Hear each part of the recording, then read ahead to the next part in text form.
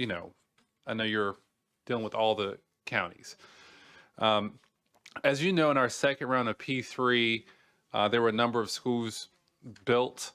And to the vice chair's point, that's almost $1 billion in school construction. And when I look at the list, Margaret Brent is in the northern part of the county. Robert Frost is in the northern part of the county. Templeton is in the northern part of the county. Actually, I don't even think this is an expansive list here. You just emailed it to me. Let's see. All right, let me just pull this up.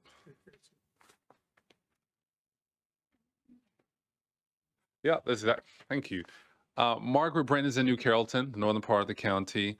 Hyattsville Elementary is in Hyattsville. James E. Duckworth is in Beltsville. Spring Hill Lake is in Greenbelt. Robert Frost is in Landover. Templeton is in your handwriting, Landover. And then Fairwood is in Bowie. And then there's the one school in Brandywine. So out of almost $1 billion in school construction, the second phase of phase two greatly favored one region of the county. When you look at the proposed letter that will not be signed by me, or I'm not signing this as it currently stands, Cool Springs is in Adelphi, which is in the north. Cool Springs Annex also in the north. High Point is at the highest point of the county in the north. And the New Northern Area High School in Adelphi is in the north. We have residents who contribute and pay taxes, beautiful kids all across the county, and there's been a lack of investment. And I was here for the first phase of the P3, and it was a decision that was made by the political electeds to ensure that every part of the county received a school. That was an intentional decision that was made in a room, and that's how that was done. And I was there for it. I served on the school board from 2008 to 2021. Phase two, that equity lens went completely out of the door. And it was more so who was the most influential power brokers at Annapolis, and that's how that was done, essentially. And so now we have a situation where there has just been woeful disinvestment in the southern part of the county. Now, I understand that our enrollment numbers are not equal to that of the north. The north is overcrowded. There are some schools in the southern part of the county overcrowded too, but the north is dramatically overcrowded. I get that. But that doesn't mean that the kids in my district deserve to be in conditions that are subpar, dangerous, disrespectful. And that's what we have happening. And so what we need to see is a plan to ensure that there's equity, because that's what's been missing. And to the vice chair's point, it's no surprise that when you look at the Hyattsville region and some of those other areas, there is gentrification happening there. I mean, that is just a fact. And so while the students in those schools today are diverse, no doubt about it, but there is gentrification in the northeast part of the county. But we have established communities with Black and brown children in the southern part of the county that that it should come to no surprise that when it's cold outside, kids have to wear jackets sometimes because the facilities are so terrible. And so what we're looking to see as a county is equity. And I thank you, Madam Vice Chair, for your comments. And whatever we can do as a team, Team Prince George's, to ensure that we have that equity, I look forward to working with you all. Thank you so much. And we look forward to working with the team so that we can ensure equity across the district for families. Thank you, Vice Chair. Thank you. My question was around, I just took a sip of my coffee, sorry. My question was just around maintaining a general estimate of the cost for construction, just to ensure that we're getting adequate budgets and keeping within general benchmarks. I know that a lot of construction costs have changed and are rising in many ways. And so just what sort of measures does the IAC have in place to ensure that the costs are not getting bloated? Thank you. Thank you, Madam Vice Chair and Mr. Chair, and thank you to the committee for inviting me to join PGCPS today. I appreciate this opportunity as this topic is so consequential in making sure that the schools are going to be educationally sufficient and fiscally sustainable for coming decades. With regard to the question of costs, it is true that school construction costs in Maryland have tripled in the last 20 years or so, which is about a little more than double the increase in regular consumer price inflation. So that means that if the regular economy has gone up a certain amount and school construction is double that, right, then the purchasing power of the capital budgets, both local and state, have been essentially cut in about half in the last 20 years. And that has made it very difficult for every school district in every county in the state to afford all the projects that they need to do to maintain the conditions at what they want them to be. And it also makes it a lot tougher, of course, to get as many projects done per year and keep things on track. Every district, every county is facing this. It is not unique to Prince George's County. The IAC does not control construction costs or prices. They're essentially set by the market in what the school districts tell the contractors they want in school buildings, and the contractors respond with what the costs of the market in that time period would be in bids. Now, we do see prices go up and down seasonally. It depends on how many projects are being bid out at the same time. Sometimes when a lot of projects are out on the street at the same time, prices go up because the builders know that there's more work out there to be had. They can try to work prices a little bit differently. So timing does matter. However, it has been steadily going up over the last 20 years, significantly above inflation. And the best things that school districts can do is keep a focus on designing schools to have just the right features and space that are needed to serve the students in that area. Being careful about selecting long-lasting finishes that do not take cost to maintain over time, result in additional renovation costs earlier than they would need. And the prices are now, the state cost per square foot is $431 per square foot, or with site development, $513. And that means that some districts may pay more if it's harder to get contractors to the specific site. And there are really a lot of pressures out there, both labor and material side, that are suggesting that those costs are not going to come down in the near future. So we have to work with that market reality, and we have to work together to align available funding streams the best we possibly can to support as many projects as possible and keep them all within a long-term master plan that will help the district move its portfolio forward. And I just had another question that was related to the P3. I know that I believe it was the third tranche of the P3 that would be open for community investment. I just wanted to ask Director Washington to share more about that. No, it would be part of this one. So what is going to happen, and we've started what is known as the Test the Waters campaign. There's $7 million available coming online through a Regulation CF platform that will allow county residents, county businesses, Prince George's County Public School employees to directly invest in the equity of the project. And so Director Matlock, myself, will be starting to reach out to all of you all for discussions to provide briefings on this. PGCPS will not, our job is to introduce you all to the developer. It is their job to provide all of the information, but that will be available for all residents. And I believe they plan on offering sometime next year at the delivery of the first schools. And because of the amount, they can only offer $5 million a year. So there will be 2 rounds to get to the available $7 million that's available. Thank you so much. I know just recently we've been voting on community wealth building legislation at the council level, and I think that this is a great opportunity for us to see that in action. So thank you all for your work on that. Thank you, Councilman Burleson. Thank you, Madam Chair. wanted to ask about where are we in terms of the latest projections, population and enrollment projections.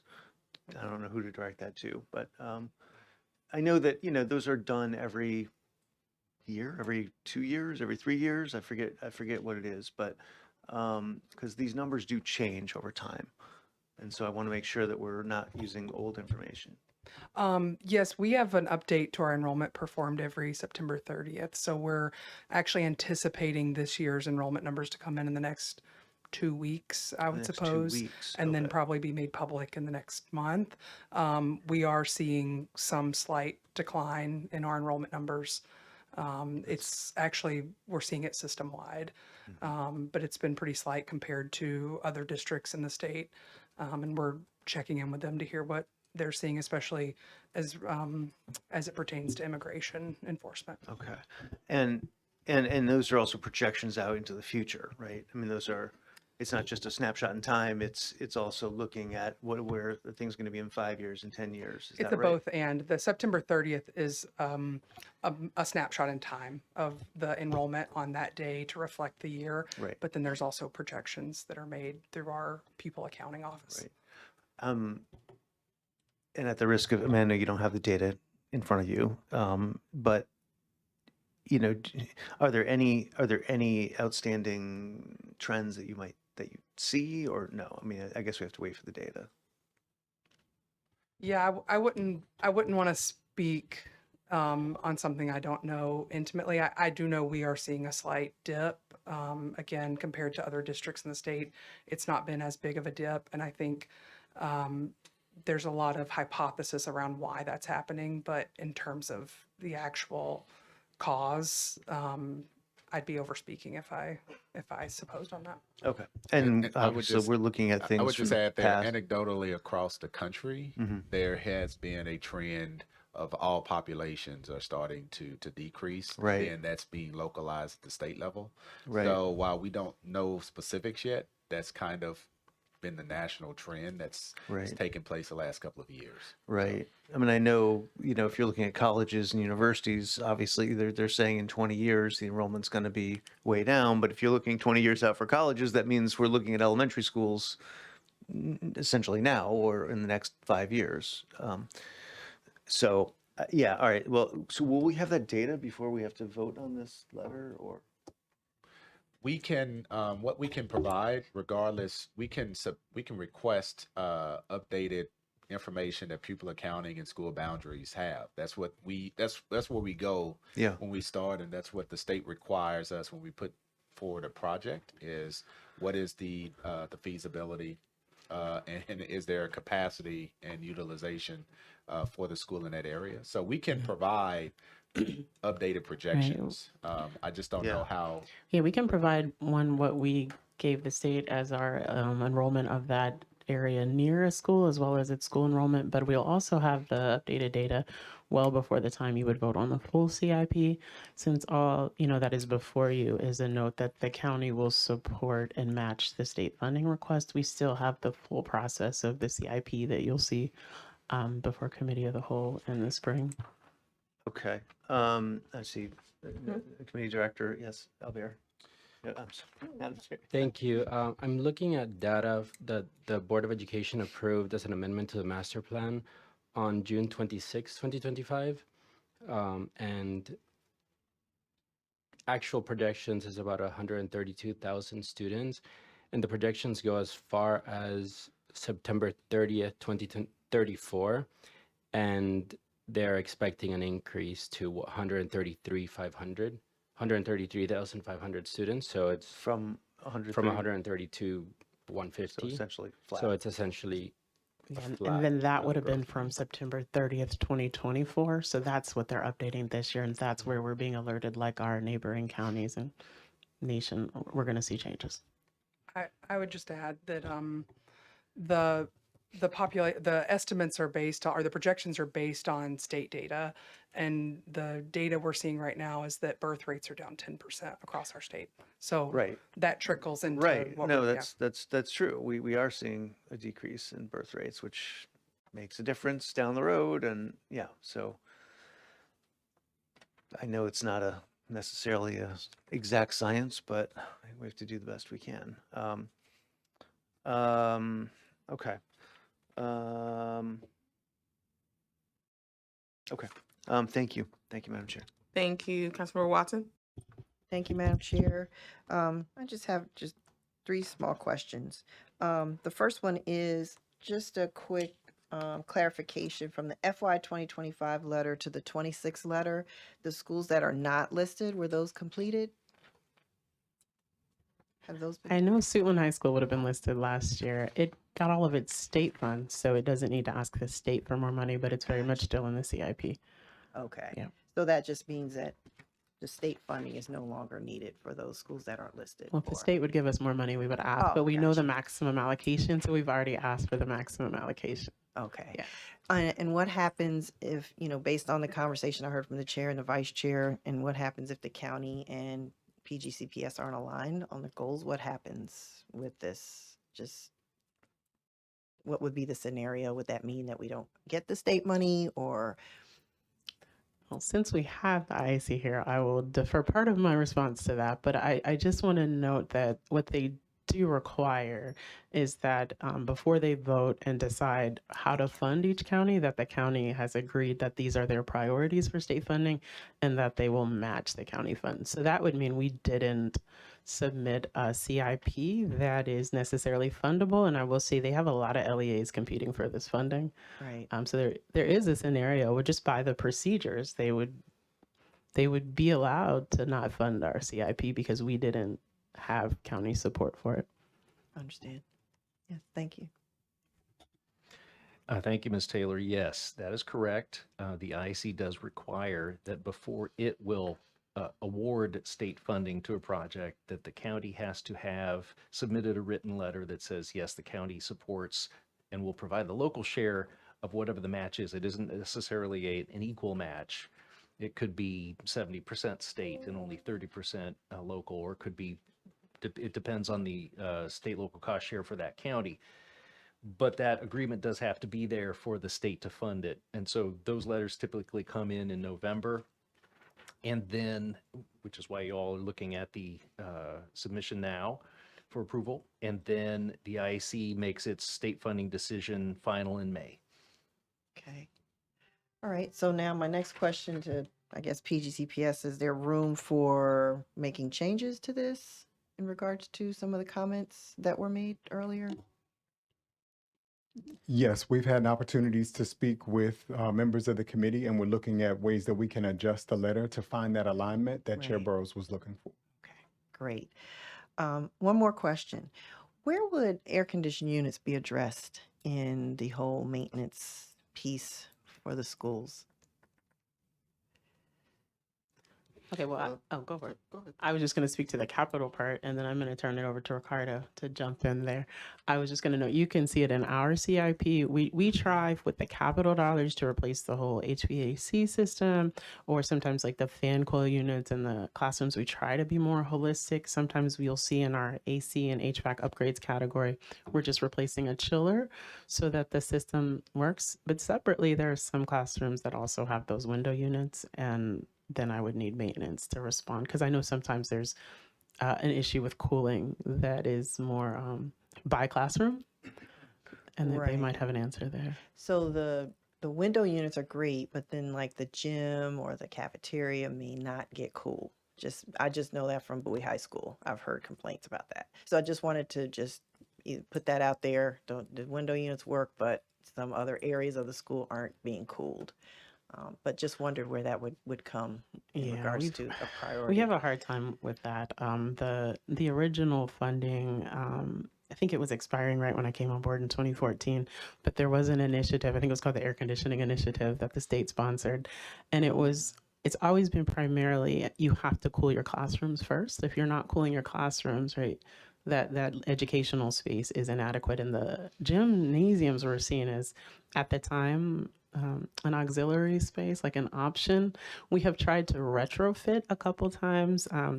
One of them was Beltsville Academy. We put in full cooling. The gym floor buckled, broke the windows. I mean, it was a mess because that wood floor had never been cooled before. And now you have to remove moisture, and it's tricky and it's very expensive, and we just haven't figured out how to afford that. Oh, So a lot of times we've tried to do other things to get more comfort, and these I also recognize that when you make these laws, it was from people who had went to school like I did without air conditioning. So we think, okay, your classrooms are cool. But I would say that these students haven't really been in a car without air conditioning. So they're not ready to run around in a gymnasium without air conditioning. Their bodies don't cool the same way. They're not used to it. So we've looked at these fans that can lower the observable temperature by 5 to 10 degrees. It's not perfect, but it is something that we struggle with both in terms of like how do you prioritize it, how do you fund it, and then how do you execute it so you didn't create more problems for the maintenance team. okay. All right. Well, thank you for the explanation. Thank you, Madam Chair. That's all my questions. Thank you, Councilmember Olson. Yeah, thank you. I'm sorry to be back for another bite at the apple here. So when we submit this letter, so when you look at number 1, continuation request for multi-year modernizations, priorities 1 through 5, and then you have a second category request for planning approval, and that's priority 6, 7, and then so on. We have priorities request for envelope replacement projects, priorities 8 through 14. I mean, they're different categories, so I guess maybe this is for Mr. Donahue, or maybe I don't know who it's for, but when I look at categories, priorities 6 and 7, Riverdale Hills Pre-K, which is a very important project, and Crossland High School CTE edition, which I assume is an important project as well. I mean, they're all important projects. Those, like, and then things that are lower priorities. Do you bounce around on these when you're making your determination, or how does that work? I mean, or do we have to actually reprioritize with the categories if we wanted to? Thank you. Great question. The short answer is it's a local prioritization. The IAC defers to the local priorities order, so long as there's eligibility for each project. And so if there is eligibility, the state can award funds to number 1, go to number 2. If 3 does not have eligibility, we'll skip to number 4. If that does, we can move forward and fund that. So it really comes down to local prioritization. And every school district and county has to work together to determine a good balance between the major projects and the system replacements that are required to keep some of the other facilities functioning and/or to replace things like HVAC when those systems wear out. Okay. And so generally there's a mix. Okay, thank you. And then, I see the county endorsement match. Is that a requirement for you to provide funding? That it has to have not 0. It can't have 0 next to it. Is that correct? Essentially, every project that gets state funding will have a local match with very, very, very few exceptions, very small program. And so what we will do is move down that list of priorities as far as the state funding will cover the state shares. And I think the council member is looking at William Schmidt, and William Schmidt was. No, I'm not. I mean, well, it's I'm the only not. one, it's the only one with a 0. So I just wanted to explain, yeah, 'cause it's a good it does, question. yes, It's okay. a good question. So William Schmidt received what we thought was its maximum state allocation either last year or the year before, and so the county. Actually think the county funding was done last year too, but when the state was looking at our contract award submissions, they were looking at the scope of work that was finalized, right? Because no, never mind, it's going to go down a rabbit hole. We'll just say there was a lot, it's a very unique project. There were a lot of different factors going on at Schmidt. And so they came to us and they said, if you had filled your forms out differently with this final scope, there's a possibility of more money. So that process went through, the IAC voted on it, and they said your maximum allocation is $3 million higher than it had been. So this is us having to come back and ask for that money. And so we've already matched it. So I'm saying we don't have any additional county money that needs to match that. So for Schmidt, then, even though it does not have a county endorsement match on this piece of paper, there It's is already in there. effect Yeah, a absolutely. match, and the IAC understands that. Okay. But if that were not the case, if there were, let's pick another one. I don't want to really say, but any of the other 5, if there was a 0 next to it for a county match, then you would not consider that. If there had been county funding promised and applied in past years, the county share might be completely taken care I of see. at this point, and the state could then add an additional portion of the total state maximum that hadn't been awarded yet. Okay. And because some of the large projects take 4 or 5 years, right? If the county funding was spent first, you could be coming to the state for the final years of the project and taking the state funding and closing out the project, and that's fine. We let the local school district choose which way it needs to fund to make more projects happen, right? Okay. Sometimes it's state money first, sometimes it's local money first. Doesn't really matter to the state. But there's also a possibility that a project could have a zero because the county council decides it doesn't want to support that, in which case the state would skip over that one. I see. All right, and then so Riverdale Hills Pre-K and Crossland High School CTE edition each have a county endorsement match of 0. So does that mean that those would be passed over? This is where the prioritization, the way we've presented it, and in our minds, this is like an auxiliary, like an appendix to the entire CIP. It's one of the processes, so it doesn't have all of this information in it. It's just for this fiscal year, so that's why you don't see that total funding request. But we put planning approval projects. Well, one, we try to ask for everything in the same order every year just to communicate a commitment and a consistency locally. And the top priorities are always projects that are either in construction or have previously approved funds that we've already committed to, because that's where if you didn't move forward, you would have wasted those public dollars from before. So that's why you see those first. And then the next two you see received pass-through grant funds. And now we are trying to get CIP funding for them, but they are not far enough along in the design process for the IAC to give construction dollars, which is why it's called is it called planning approval? You know, if Planning Alex wasn't approval, here, I yes. would jump Yeah, out on this. request for planning approval. Yeah, yes. and it's a process they do where they're, no, I don't think I can say you're committing yourself to future funds. I think you might disagree, but that's how LEA is interpreted. It's a request for the IAC to say, yes, this project, assuming state funds come in future years, will be supported by the state, will be supportable. It's an advance step that gets it into the state funding queue. It makes it much more likely to be funded in the following years. But county endorsement match money could be placed into those projects.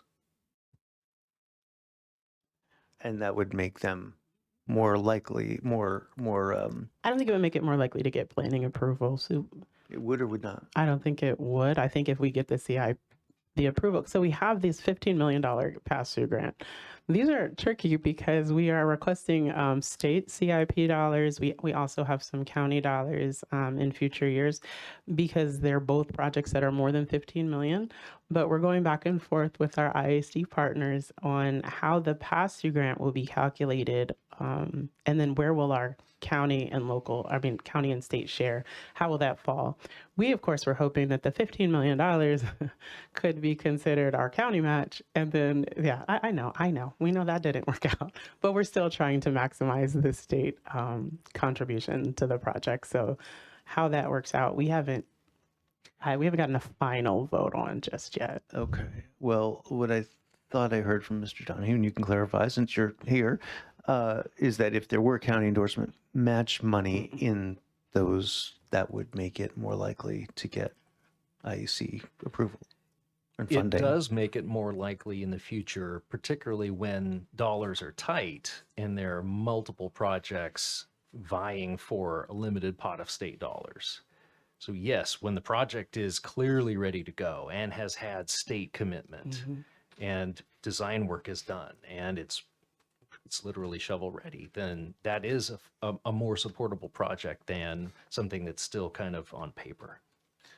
Right. But, and this is planning money, it sounds like? This is planning money.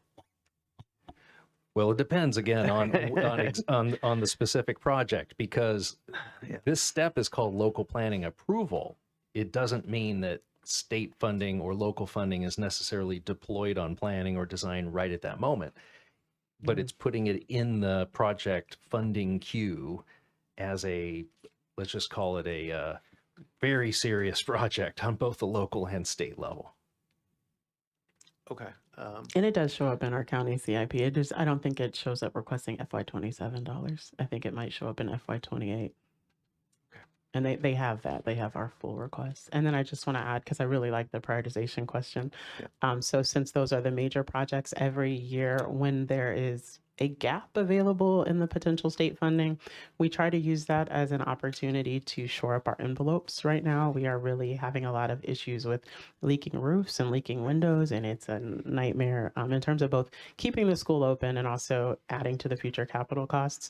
So those always come in the priority order after those major schools that have already received funding. So that's why they shift and that's why they come and they start at number 8 and they go down. Okay, I think I understand better than I did before, but maybe not entirely. Thank you. Thank you. Thank you. Any other questions or comments? So I'd like to make a motion to hold and we can discuss this in committee of the whole. So move. Second. All right, we have a motion and a second. Can I have a roll call? Chair Orietta, Aye. Councilmember Adam Stafford, Aye. Councilmember Olson, Aye. Councilmember Watson. Aye. Motion to hold carries 4-0. All right, thank you. Moving on, give me a second. Now we will have the FY 2025 Maintenance of Maryland Public School Buildings Annual Report briefing. I'll turn to our committee director for overview and introduction. Thank you and good afternoon once again, council members. The next item on your agenda is the Interagency Commission on School Construction's Maintenance Effectiveness Assessment. Because Mr. Donahue has to leave soon, I will allow him to, we will switch the presentations and he can present first and I'll present mine after. And then if we could pull up the presentation.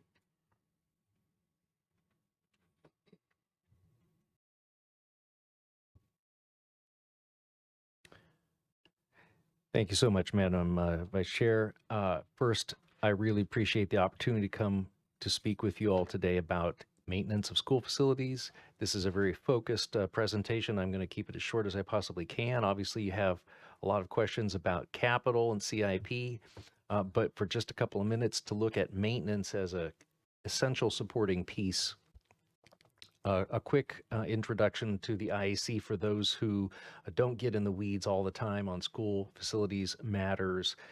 The IAC is the state's independent agency that covers school facilities by providing technical assistance and capital funding to achieve a safe, healthy, and educationally sufficient learning environment for every child and a fiscally sustainable portfolio statewide.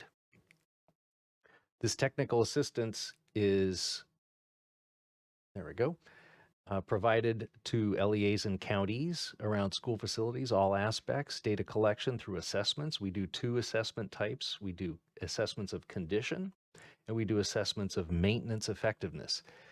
The IAC also provides oversight of LEA school construction projects through review and approval of designs and contracts for any projects that are state funded. And we allocate the state's school construction capital dollars each year. What the IAC does not do is operating budget funding for school districts, which unfortunately is the budget that most maintenance funding comes from. The IAC funds projects, not school districts. It is not a block grant program, but instead is a program that strategically funds projects that will contribute to achieving the educational sufficiency of the facilities and fiscal sustainability. Key point to note here is, of the cost of a facility over 30 years, more than half is the cost to operate and maintain it over those 30 years, and it's greater than the amount that it takes to design and build the project. And that's not often considered upfront because it's hidden away in the operating budget and it becomes part of just ongoing daily operations of the school district, but it really is significant in terms of cost. I'll just note here that with generic annual spending standards from sort of industry perspective, which is based on the current replacement value of the facilities, a good rule of thumb is about 3% of the current replacement value per year for maintenance and operations, and 4% for capital renewal, which is replacing the roofs, HVAC systems when they hit the end of their lifespans, and then replacing the building when it gets to a 50 or 60-year lifespan. And you can see that the annual costs under just industry standards are significant for both Maryland and Prince George's County. And M&O and capital renewal dollars here total over $500 million per year. So let's take a look quickly at condition of school facilities. Prince George's County has the second oldest portfolio. Age is only a rough proxy for condition. It's not a very accurate, a granular look, but it gives us a sense. But I'll note here, and hats off to Prince George's County Public Schools, may have the second oldest portfolio in the state at 40 years old, but not at all the second worst condition. And so Prince George's County is making strides with maintenance. How do we look more carefully at maintenance? We use a facility condition index. We look at the expired lifespan of each of the systems and components in the building to get an average for the facility. A brand new building is 0% depleted, 15% and below feels like a new building, 30 to 45% satisfactory, maybe some repairs are needed, 45 to 60% visibly in need of repair. Conditions can be uncomfortable here and there in the facility. Above 60%, the building should be on the list for capital planning in a master plan for replacement or full renovation at some point in the coming years. Maryland's average FCI is 52%, or about half depleted. An optimal average FCI for a portfolio would be in the mid 30% range. So the state is far more depleted than we would like it to be overall, and Prince George's County schools are 56%, a little bit more. Construction costs, I touched on this a few minutes ago. I just wanted to show graphically how significant this is.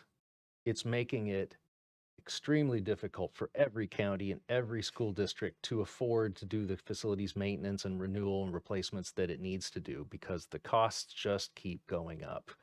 These are market forces. No one has complete control over these. They're driven by a lot of factors. Labor markets, materials costs, global competition, tariffs are affecting these things. Lots of factors. Could take an hour just talking about those.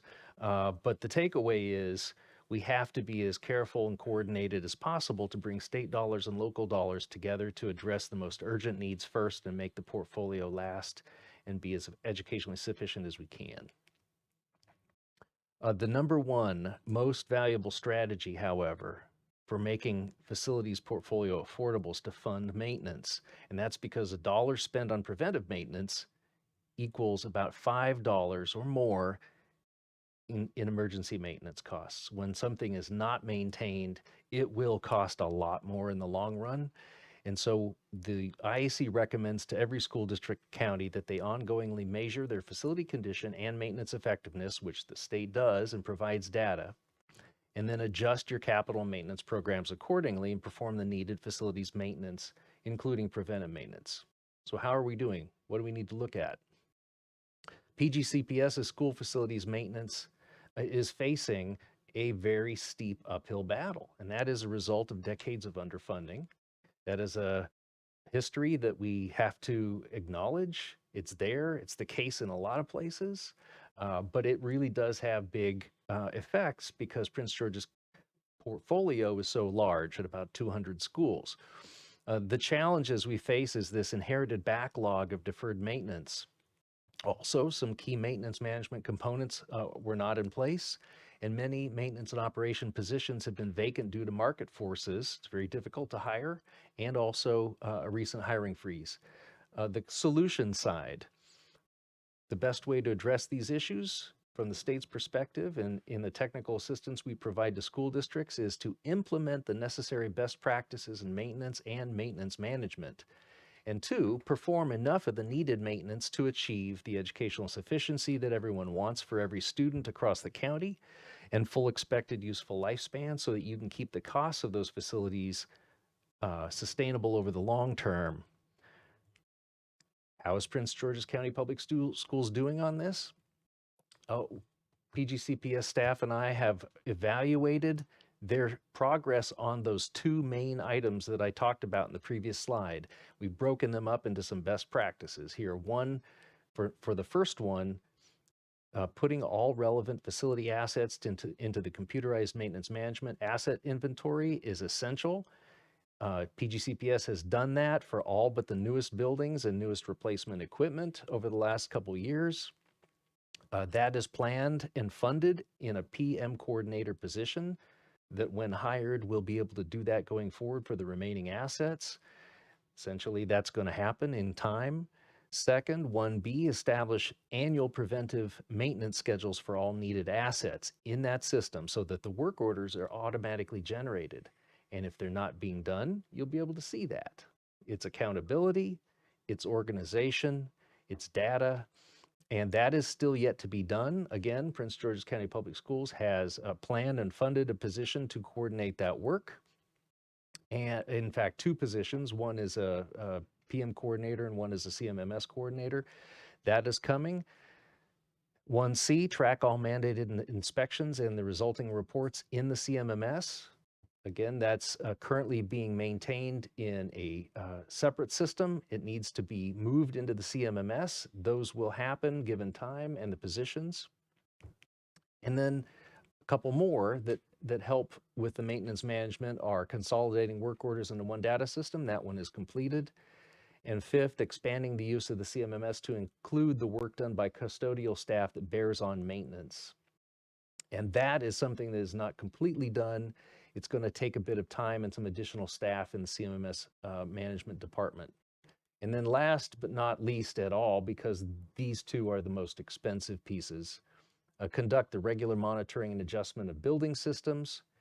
That would require a couple more positions, which are currently unfunded, to do essential routine and preventive system management and maintenance, as well as to the PM work. We call it PM, or preventive maintenance work, is a huge amount of work based on the manufacturer recommendations. That one has the big price tag. However, as I said before, for every dollar spent on preventive maintenance in the long haul for a portfolio of this age, condition, and size, it's going to save 4 or 5 plus times that money in the long haul, and is one of the only ways that Prince George's County Public Schools will be able to afford to make its portfolio educationally sufficient and fiscally sustainable over the long haul. So it is the technical assistance recommendation of the state to not just Prince George's County Public Schools, but all school districts to fund as much of the preventive maintenance as possible to end up saving the money that's needed to then replace the facilities when they hit the end of their lifespan coming down the road. Thank you so much for that time, and happy to take any questions you might have. Thank you. Colleagues with questions. Councilwoman Shayla Adams Stafford.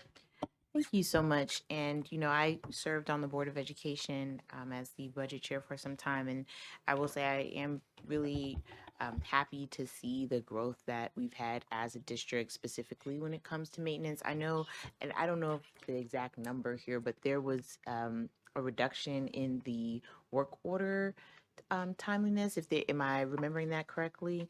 But I know that that was due to a lot of the efforts under Dr. Coleman and Director Taylor and and Director Washington. Thank you all so much.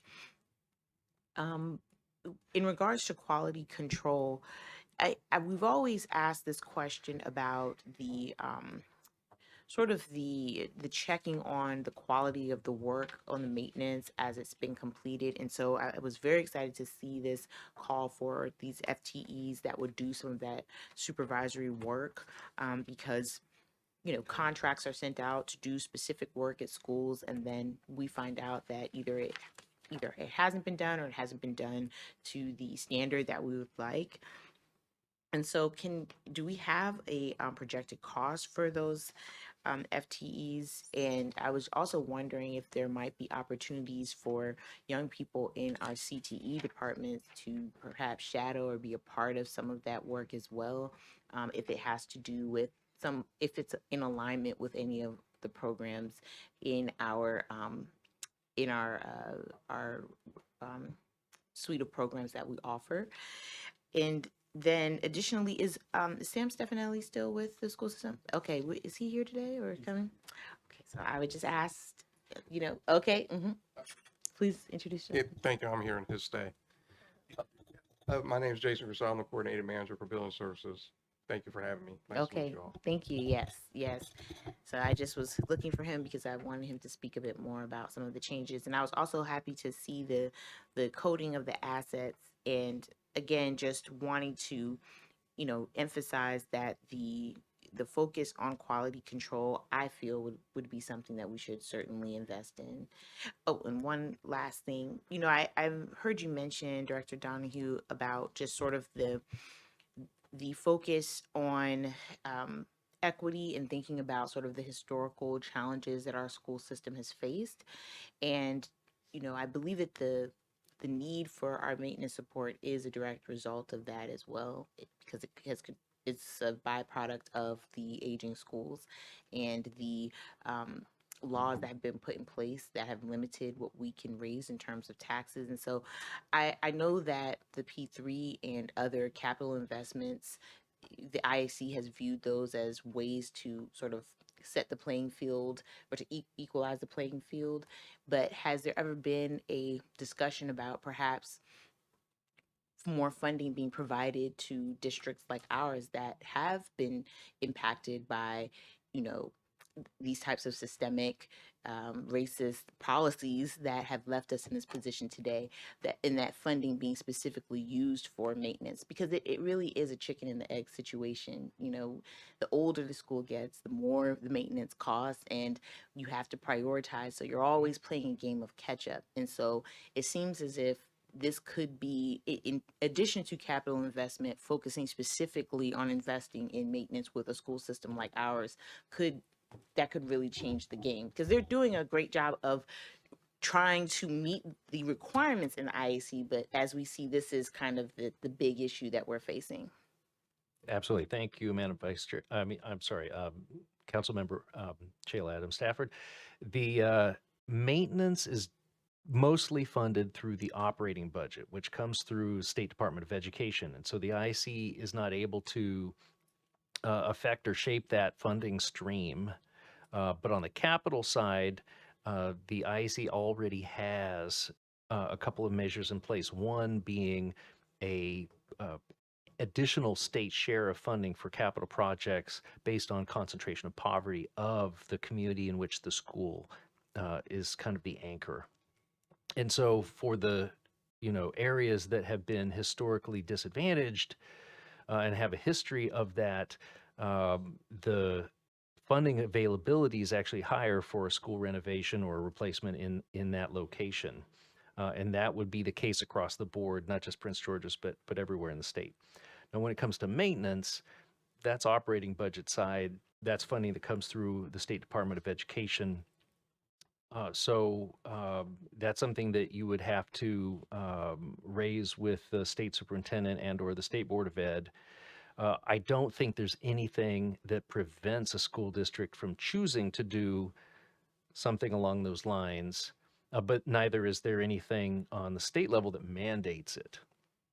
And I think that could be an area for us to collaborate and really think about, how could we just get a strong injection of funding into this specific issue that could really just help us to get a step ahead. I mean, it's almost as though anything that we do, we're going to consistently come back to this issue of the aging schools in the growing maintenance request. And if we could just get a boost there, the capital for new schools is fantastic. As you saw, it's cheaper to build the new school than it is to maintain all of the maintenance of the entire school system. But I think that that's something where we could be innovative, and perhaps we can collaborate on something like that, or discussion at least. Thank you. Thank you. I did have a question, just trying to understand. because I appreciated the analysis that we have older schools in our district comparatively to other districts, which we know will also impact our maintenance.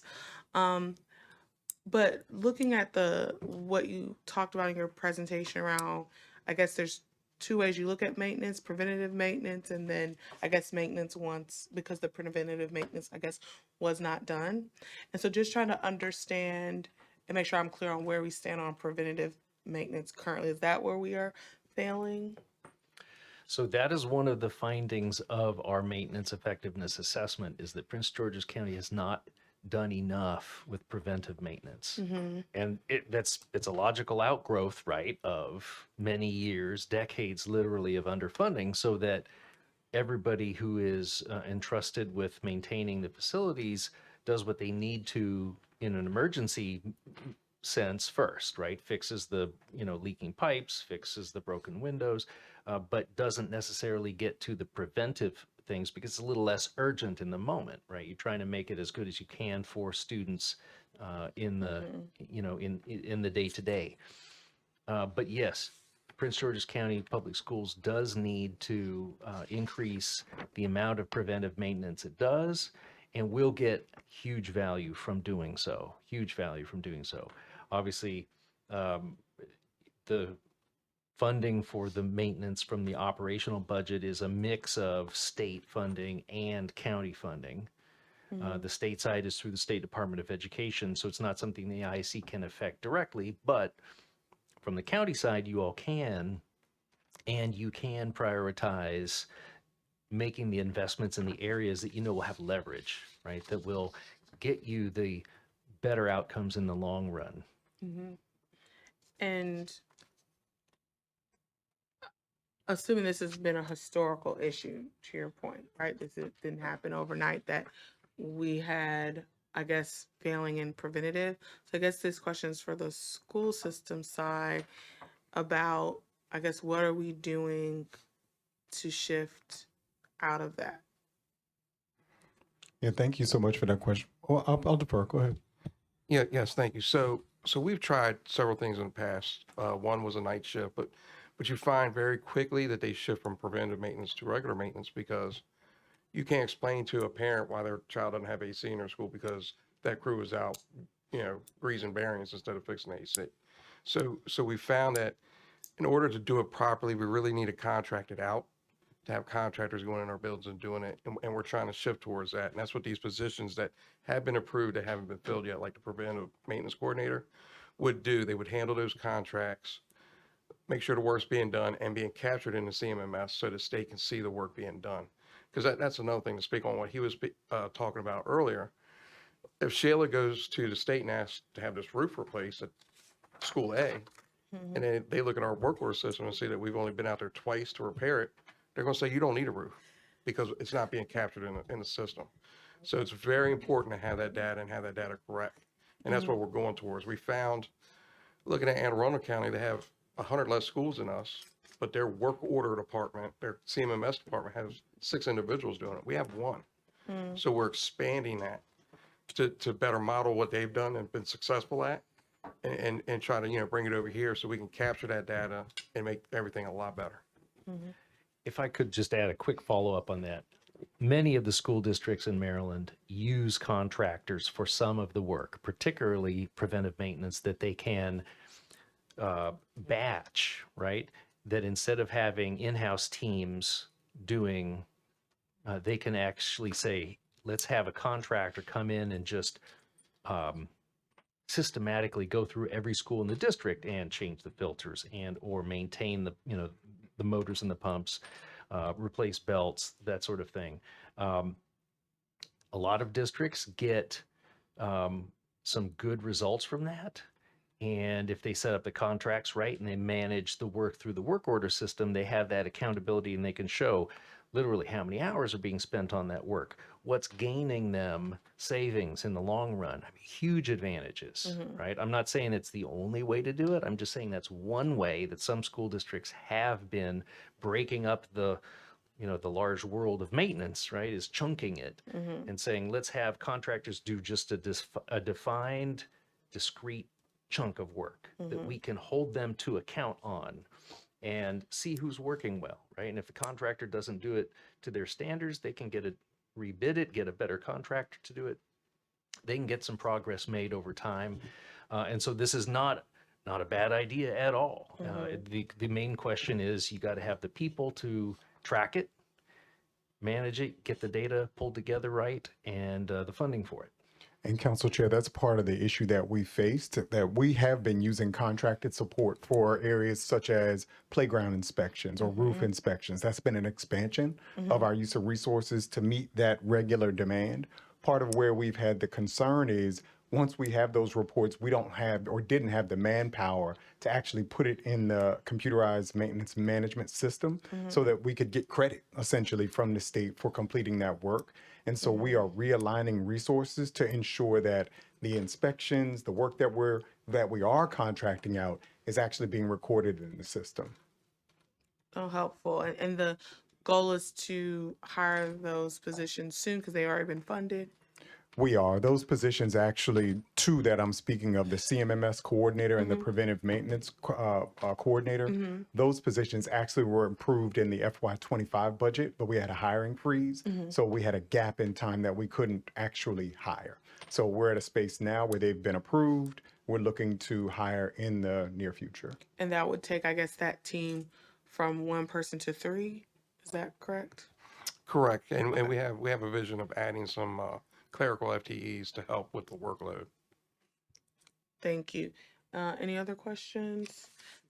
Seeing none, thank you so much for coming. Thank you so much for your presentation. And we look forward to speaking with you more offline before Committee of the Whole. Thank you so much. Thank you. Next, yes? Oh, yes. No, we don't want to hear from you. Now go ahead. Do your presentation. I apologize.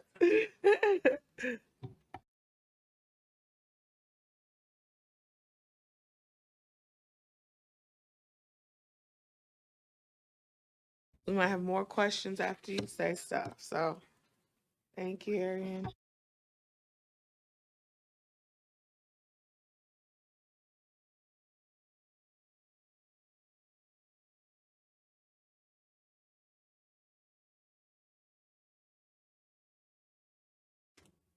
Thank you, Chair Oriata and committee members.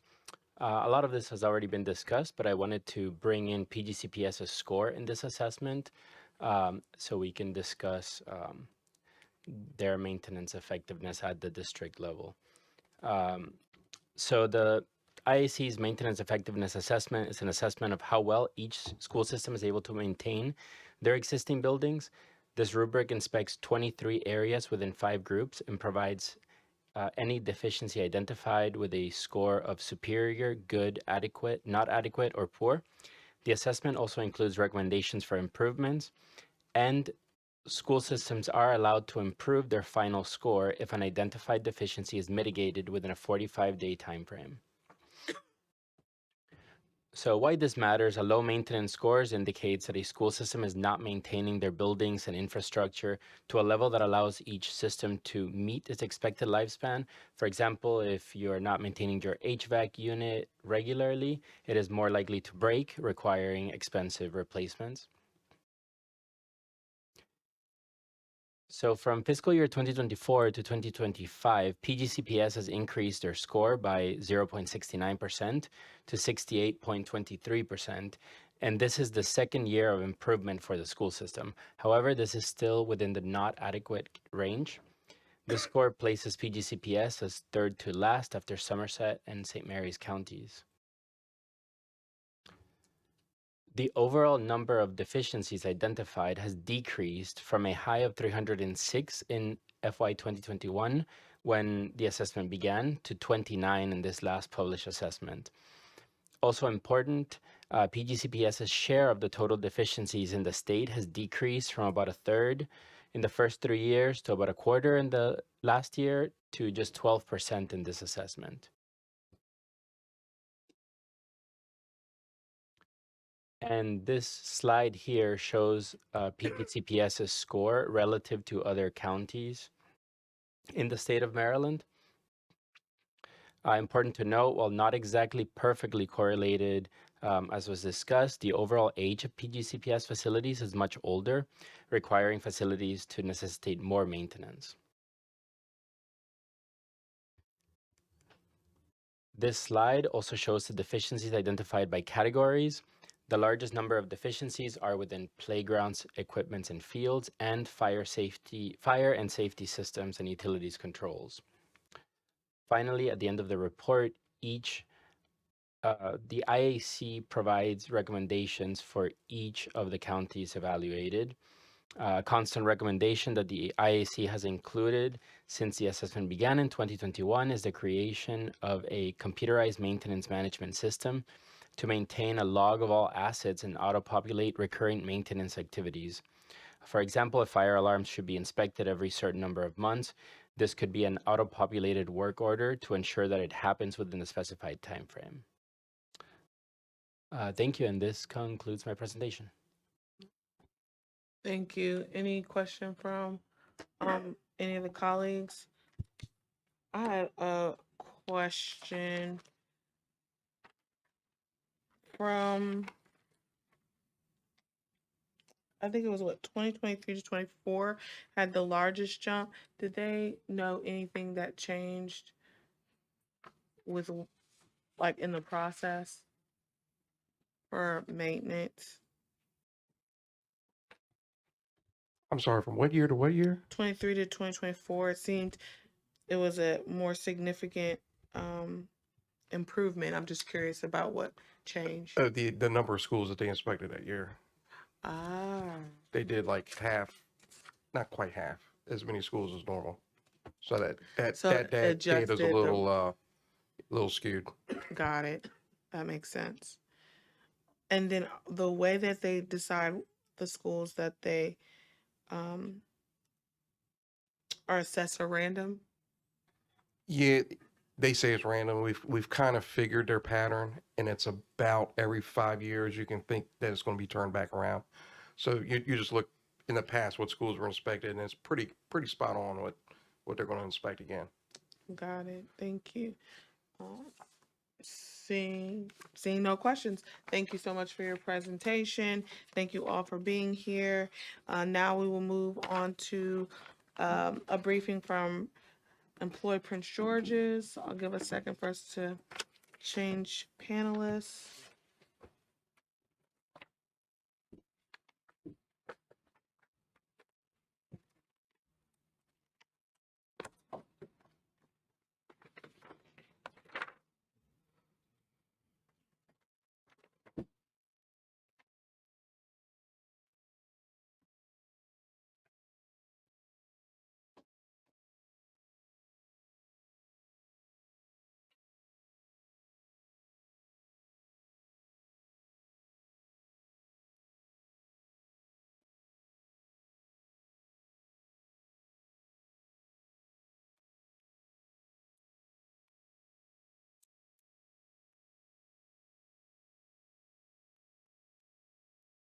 Okay, thank you.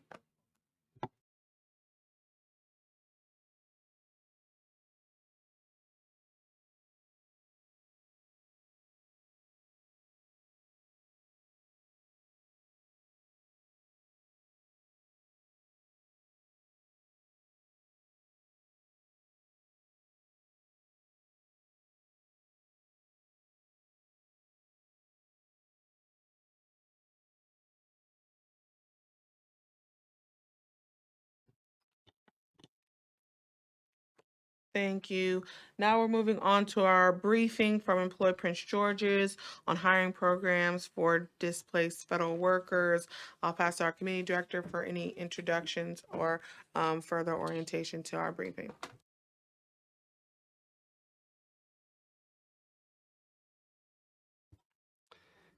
Thank you, Committee Chair Arrieta. I would like to welcome Jeffrey Swilley, who is Interim President and CEO of Employ Prince George's. Thank you. We'll pass it on to you. And I see you have slides, and so we'll work to get those up for your presentation. Yes. There we go. Good afternoon. It's a pleasure to be before you. I'm also joined by my colleague, Brianna Capiano. I'm practicing. She's the Director of Career Services for our operation. So, want to begin for those who may be watching for the first time, just to share some general information about Employer Prince George's, and then we'll move right into the discussion in regards to how we are supporting Impact Federal Workers. Employer Prince George's, oh, it's my first time at the lead, so. Okay, there you go. All right, so we're the principal workforce development entity for Prince George's County government. We serve in various capacities: fiscal agent, staff for the board, as well as administrative agent for the Prince George's County Workforce Development Board. We also serve as a service provider under the Workforce Investment Act of 2014. We also the operators of the Prince George's County Public Workforce System, which we have branded as the America Job Center Community Network. This is a three-tier membership organization. We have mandatory partners as Tier 1, Workforce Development Entity is a Tier 2, and in Tier 3 we have the general community and individuals who just want to be knowledgeable of activities within our system. We also administer 13 workforce development programs that are demographic and industry specific in their approaches. Ultimately, we are looking to link job seekers who are looking to begin or change careers to businesses who are looking for talent within their markets, their labor markets. Our mission is to improve the local economy by creating a demand-driven workforce system in Prince George's County and workforce development programs that deliver qualified workers to businesses, improves the productivity of businesses, and provides job seekers with opportunities in career and high demand growth industries.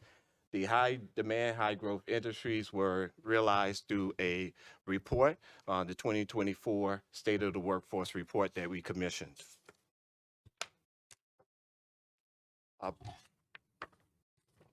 Prince George's County Local Workforce System is one of 13 local workforce systems in the state of Maryland. We are a single county workforce system. There's other areas, local workforce areas that have multi-counties in their jurisdiction.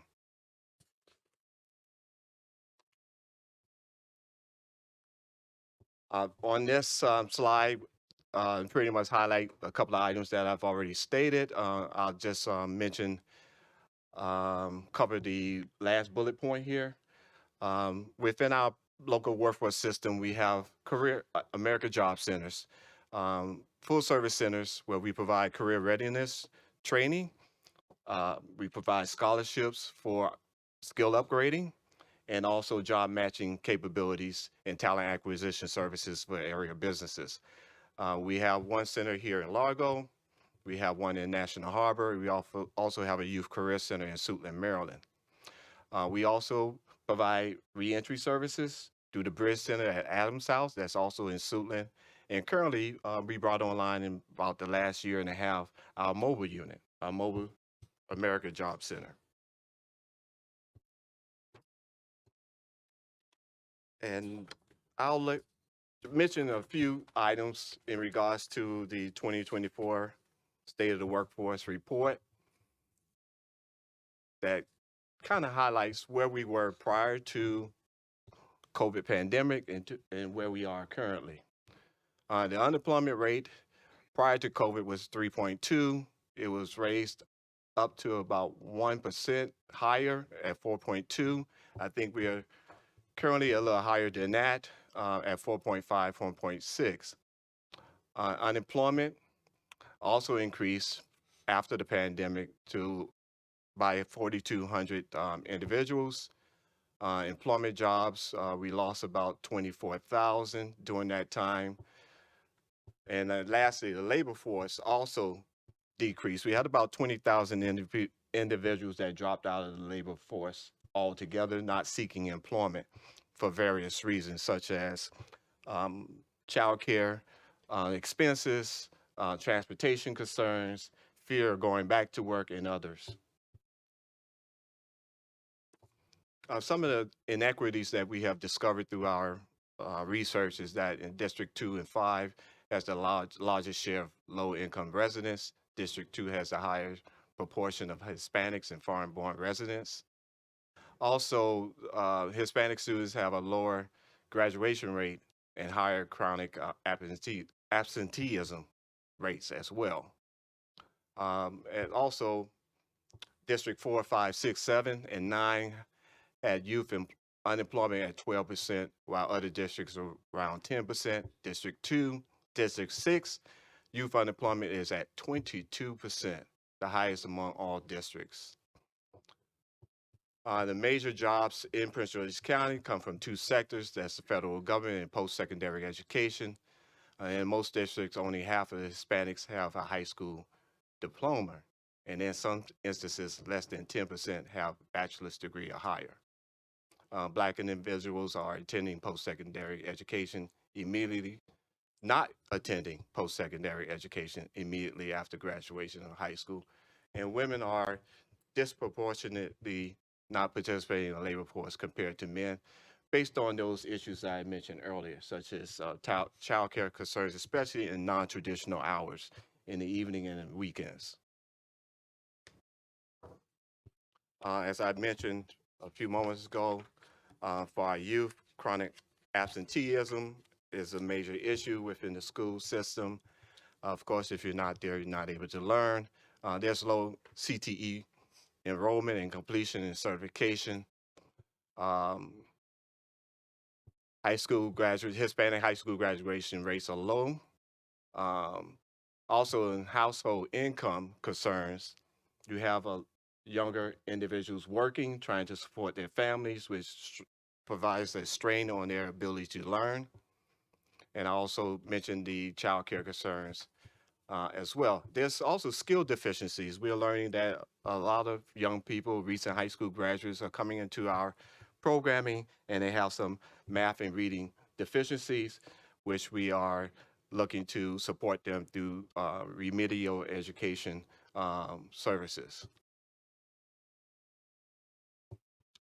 And I'll skip through the youth services programming because we covered that once before, and move right into our services for impacted federal workers. Rapid Response is an initiative that's managed primarily by the Maryland Department of Labor. There's, by law, any employer that's scheduled to lay off or RIF upwards of 100 individuals, they have to report that RIF expectation to Department of Labor, Maryland Department of Labor. They have to provide 60-day notice. Within that 60 days, we have the opportunity to partner with the Maryland Department of Labor to provide some level of intervention prior to their release from the employer.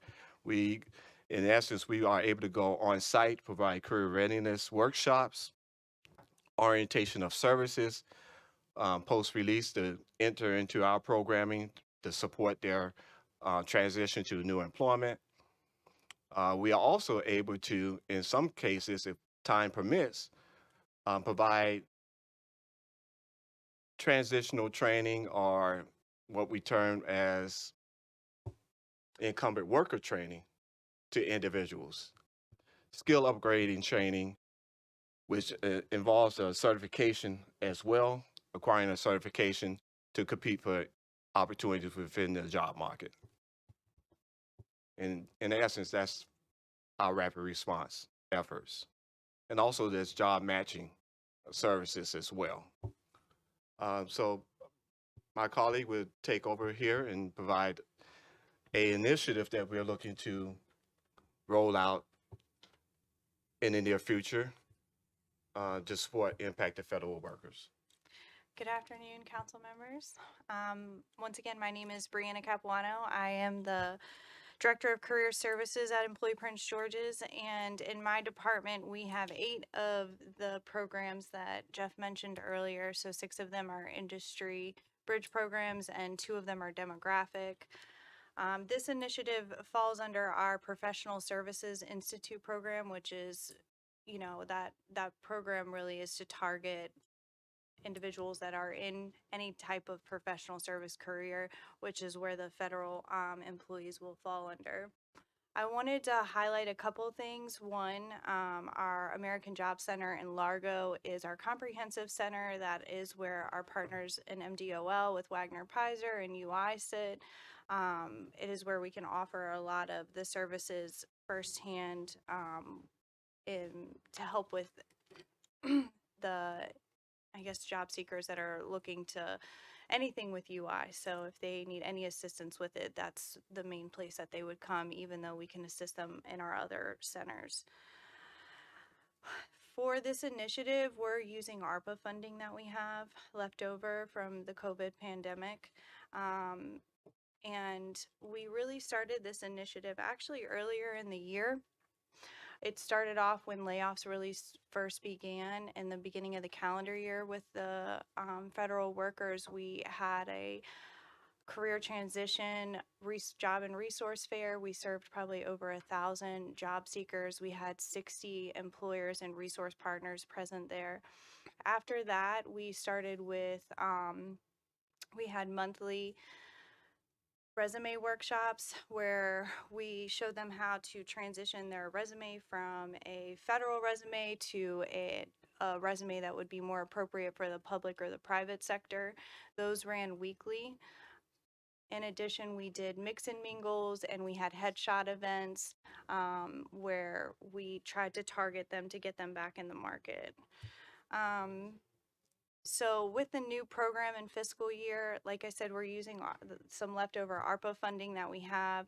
We have about $200,000 dedicated to this, which will really honestly serve about 50 job seekers if we're going to put them in paid work experiences or on-the-job training. We can serve more people under our program, but it would be specifically just for employment. So some of the things that we've done to put in place that we can assist them with outside of upskilling scholarships and on-the-job training is we developed a workshop series. It's called Pivot and Prosper. It will really help them to, one, evaluate what their value was in the market, what their value is in the market when they're transitioning their skills from federal to the public or private sector.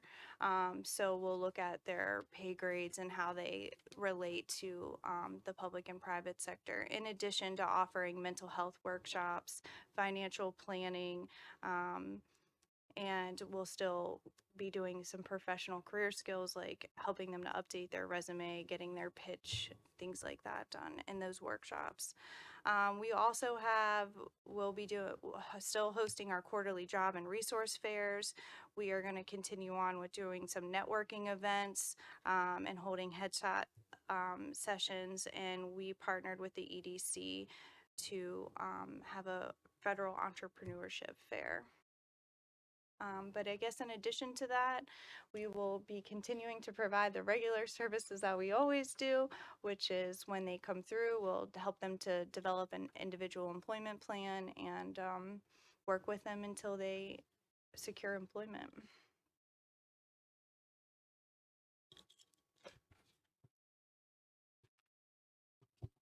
So that's our presentation in a nutshell. We, as Brianna mentioned, that our efforts is to engage each individual, assess their needs, possibly provide transitional employment as well, but finally connect them to gainful employment based on their interests and abilities as they come into our fold. Thank you. Questions from my colleagues? Councilmember Watson. Thank you. Thank you for your presentation.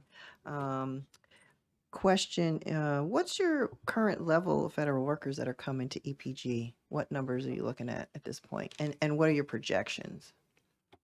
Well, we did a quick snapshot or view of what individuals have already registered with us. It was about 500 that actually presented themselves to us for enrollment opportunities in our programming. But as Brianna mentioned, we early last year or early this year, we reached out to about 2,000 federal employees that were registered with UI Services. And that's where we had the 1,000 participation at the job fair that we had early on. This back, I think it was January, was it? January, February timeframe. So they are also made available to us for outreach purposes. So we're looking to re-engage those individuals, remind them who we are, and hopefully they will present themselves to us for support. Are you finding that the private sector, they're welcoming the federal workers, or are they able to? I mean, I understand there's maybe an issue. They may be getting paid higher than what the private sector could pay them. What are the issues that you're finding? Now, I think that's you just stated the main issue at the end. It's a transitional period for the federal worker, understanding what the real market, well, the private sector market brings to bear in regards to salary. So that understanding takes a little bit of time for them to make that adjustment and consideration. But that's what we experience for the most part. Right, because I have people calling my office, their household income was 250K plus, and now they're down to zero. So just, I'm trying to refer them to programs, but they can't pay their mortgage and pay for childcare and all of that. And so, trying to figure out how to help them with all those services, is definitely a struggle. But thank you for all that you're doing, and I'm certainly referring people to you, to some of the federal workers that have been calling my office. Also had a question about, you mentioned the math and reading deficiencies. Is there a high literacy rate of students coming to EPG, and are they high school graduates? Can you repeat the question? I'm sorry. So the question is, you mentioned math and reading deficiencies of some of the students. I'm just trying to figure out, kind of the youth workforce makeup. And I mean, I understand that there's always been an issue with some math and reading deficiencies with some of the students coming out of Prince George's County public schools, but I just wanted to find out is there a higher rate of illiteracy and math issues or struggles in math and reading? Councilmember Watson, if you allow me, I want to invite our Director of Youth Services, That'd be Diane great. Roberts.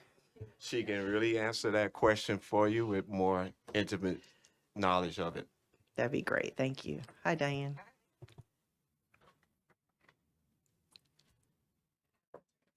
Hit what it looks like a person. Good afternoon, everyone. With our 18 to 24-year-olds, and that's in our KEYS program, yes, there are some deficiencies in reading and math. When we give them an entrance exam, when they come, we give them the CASAS exam to really overview where they are. We have found that there are some things, it could be that they've been out of school for a while, or life happened while they were in school and they could not focus on the academics. One of the things we're doing even for the in-school youth we're starting in the middle schools so that they can even tap into the relevancy of what they're learning. We find that with our youth, if it's not relevant to them in that moment, then they kind of disregard what's going on, unless there are other outside factors that are motivating them. Right. And what level of those students, I guess they're out of school youth, are college or high school graduates? Do you know? Are the numbers higher have they graduated high school and they're still struggling with reading and math? Yes, they have graduated from high school, and yes, there is still a struggle. Right. So to me, that leads to, okay, hard time finding a job, because if they're not able to read and do math, then that would be a struggle. Okay. That's correct. Perfect. Thank you. I think that answers all my questions. Thank you. Thank you, Councilmember Adam Stafford. Yes, I wanted to talk a bit about the youth literacy and a couple of other points, but Dr. Swilly, I am sending you an event that we're having with my office. And I know you all have supported in the past, so we'd love if you could send it specifically to those workers that have signed up that need support. Federal Absolutely. workers. Thank you. You know, in terms of student literacy and preparedness for entering into a CTE field or just getting a certification, I think that, as we mentioned, literacy is at the core of it, and that math literacy and having that job-based learning or work-based learning experience throughout middle and high school really can make a big difference. And so this past week, we had an opportunity to go visit the Advanced Technical Center in Washington, D.C.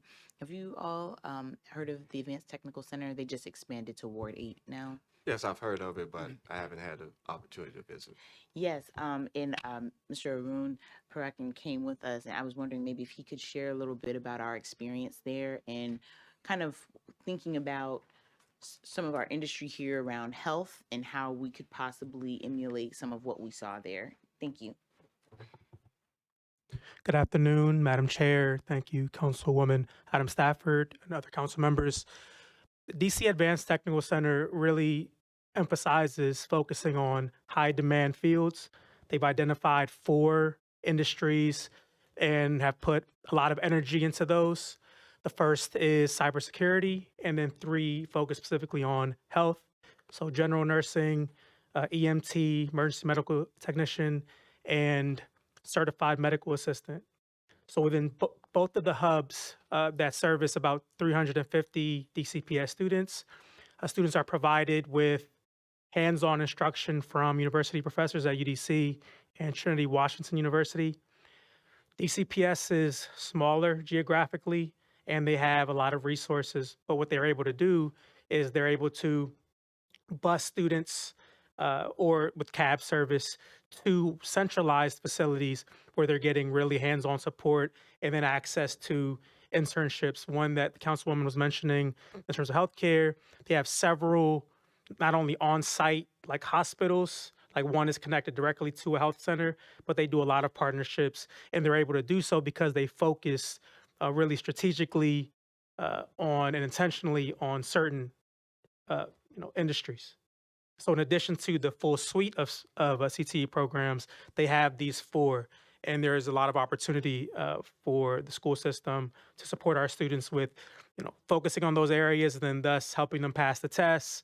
They're getting more experience directly from certified instructors, and we'll be working on, putting together a proposal for that.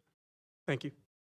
And one of the things that was striking as well is they're really dealing with they're in their health sciences, the young people are getting their CNA certification, they're getting their CPR certification and other health related fields, but they're working with lifelike kind of robot cadavers that, it's great because they're actually saving the school system money by allowing students from all schools to come and deal with these really advanced resources. And we saw some other resources there that were just really blew us away. And so I think it would be worth kind of looking at, just connecting our school system and our industry in a way that's very targeted. And if we are going to try to expand our health enterprise, here in the county, thinking about what are some of the careers students will need and the training that they will need and being more targeted.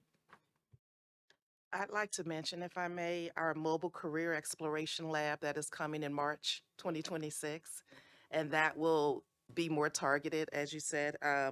It'll be with healthcare. You'll have the simulators for EMT, for fire and rescue. Ambulance aligns with that, Fire Cadet Emergency Public Safety Academy. It will have alignment with our transportation industry, with the forklift operators, buses, vans, and cars, long haulers, trucking industry, excavators, dozers, graders, and mobiles. So that will be on our mobile career unit that will, again, expected in the spring. We'll be able to go to the schools, park it at the schools, and have the students come out and do these simulations for the different industries. We also have a curriculum attached to it.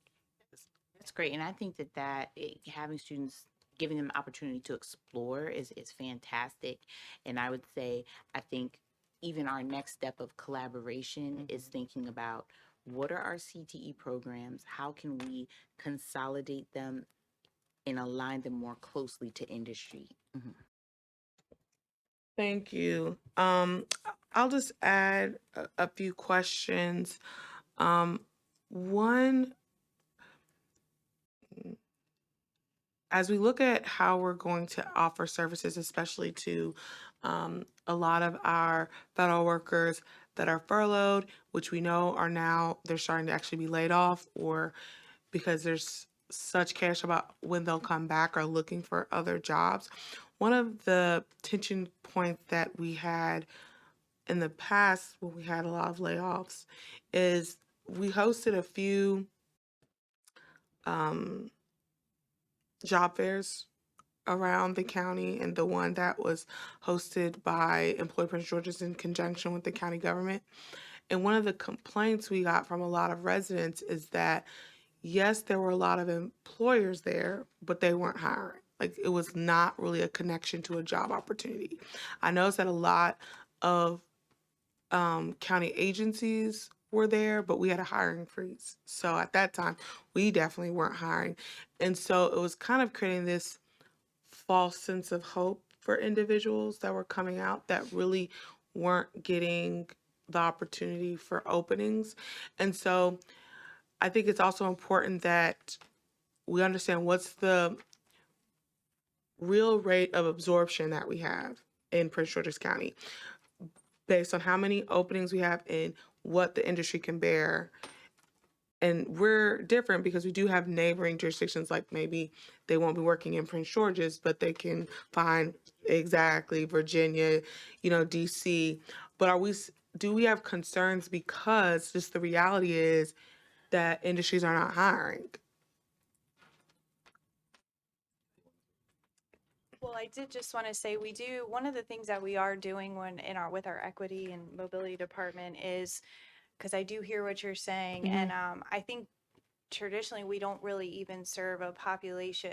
The population we serve is more going into entry level positions, right? So this has been kind of difficult, and in our equity department, what they're doing right now is going through and talking with our employers and trying to identify over 100 jobs plus that are at that higher wage, because it isn't something that we were used to working with before. So right now they're trying to compile that list so that we have employers that do have open positions, that are more in their like wage range or salary range.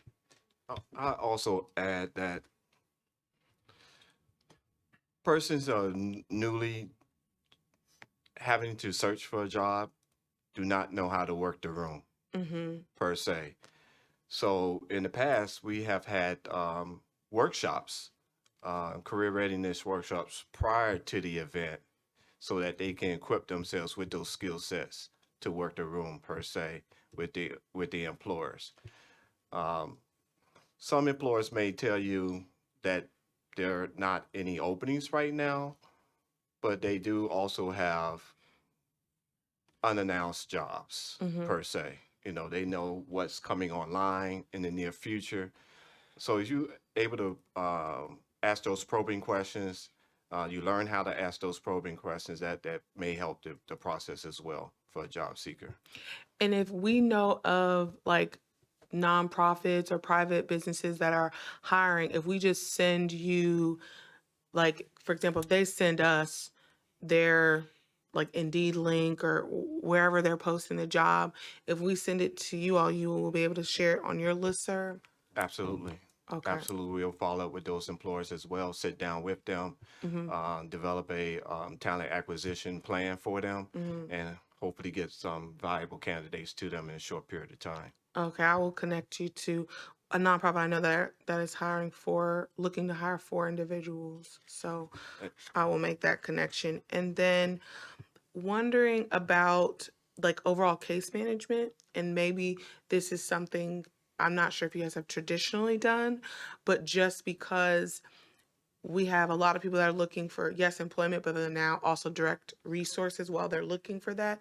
Are you all like a one-stop shop or just focusing on the employment and you need to be partnered with organization that focuses on direct services? Or do you all have like the list of like the food pantries and working with Pepco and WS's utility companies for assistance programs, things of that nature? Yes, actually, one particular resource is a um,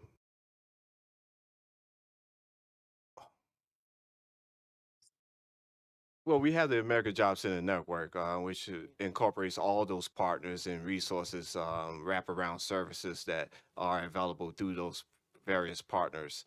Um, but I was going to mention we have a homeless home guide piece that we have created and is posted on our website, which speaks to various resources and wraparound services, including temporary housing and the like. But so yeah, within our network, we utilize a collective impact strategy with those partners to bring to bear all of their resources, housing, childcare, um, uh, food pantries, and the like, to support individuals as they go through their job search and probably lessen the blow while they're going through their job search.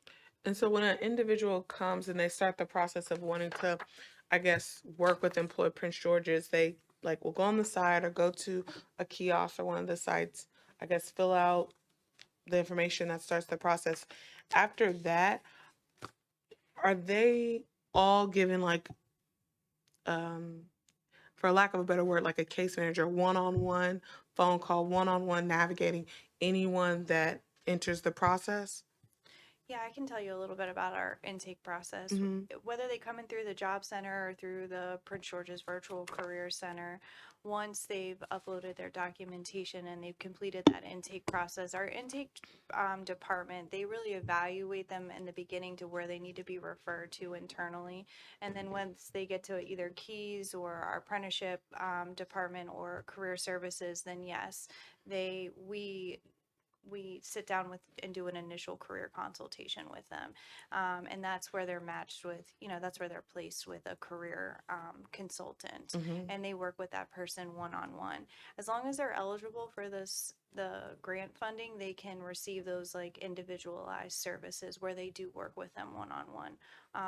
Otherwise, they can access any of our basic services, through the center. But if they're laid off, most likely they will qualify for the individualized services. And they do create an employment plan, and we do, we're really trying to build out more of our partnerships with our resource partners right now. Like one of the things under this initiative is we're working with even like Kaiser Permanente, and we're working with JP Morgan, and JP Morgan's going back to look to see, can they even develop a workshop for them that's specifically for federal laid off workers, that's not just how to manage like your regular everyday budget, but like what do you do with, what strategies can you use in this time where you don't have that funding. So Mhm. we're trying to not we're not outsourcing everything, but we're trying to bring those partnerships in where we have that expertise in certain areas that they can offer it that we don't have it.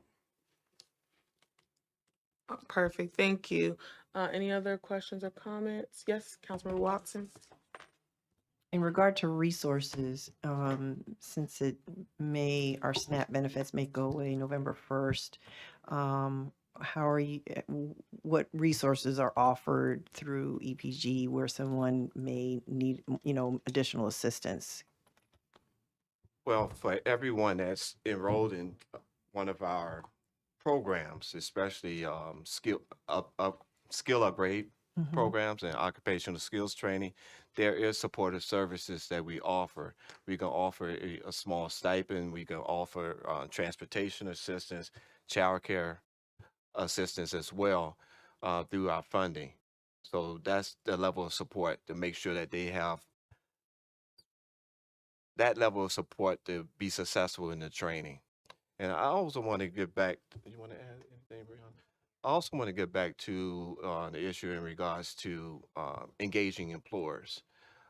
We are looking at some of the larger employers and partnerships with larger employers such as Parks and Planning.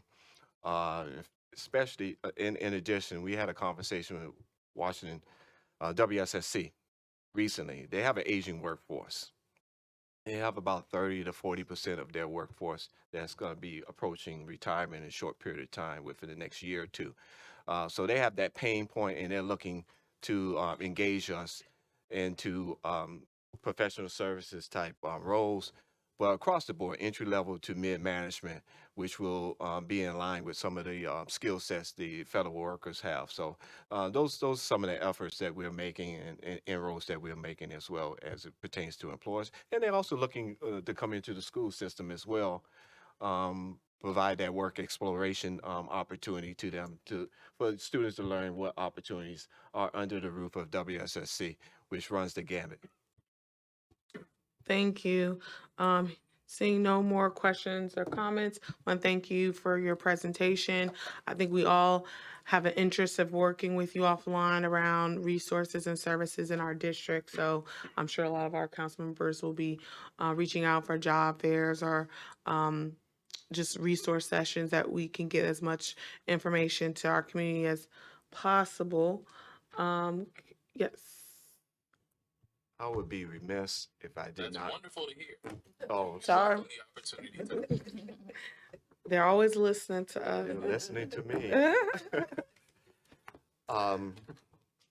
We had funding cuts in the last 6 months and last year. Our federal funding has been cut by $1 million. We also had a VLT funding cut as well mid-year. So that affects our ability to support any job seeker, let alone the federal workers. So we're going to do our best. As we alluded to, we're utilizing the American Job Center Community Network of partners to kind of fill the gap per se, but is a real, I would say, reduction in our capacity because of those cuts. Thank you. No, thank you.